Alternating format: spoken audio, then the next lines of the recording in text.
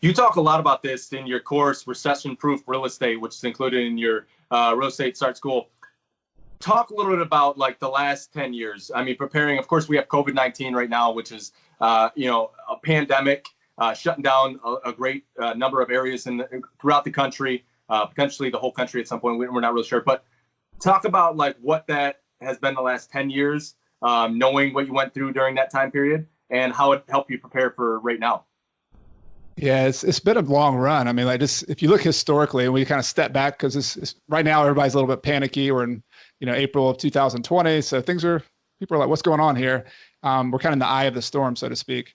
But if you look back at it, we had a historic run up. I mean, 2000, whenever we got out of the recession in 2009, all the way to the beginning of 2020. I mean, that's like 11 years of growth. And the thing we all have to remember, and it's hard for all of us, like this is a psychologically up and down game when you're an investor, is that the market always, always, always goes in cycles. It goes up, it goes down, it goes up, it goes down.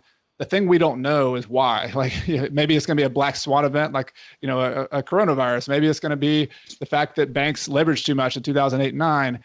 If people who've been in this business for 40, 50 years say that, wow, this is a new one. I haven't seen this one before. And we just need to get used to that.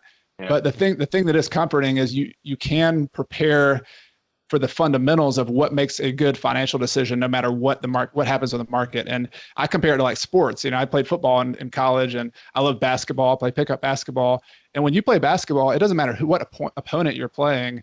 The dribbling, passing, shooting, conditioning, like those all matter. Those are always important.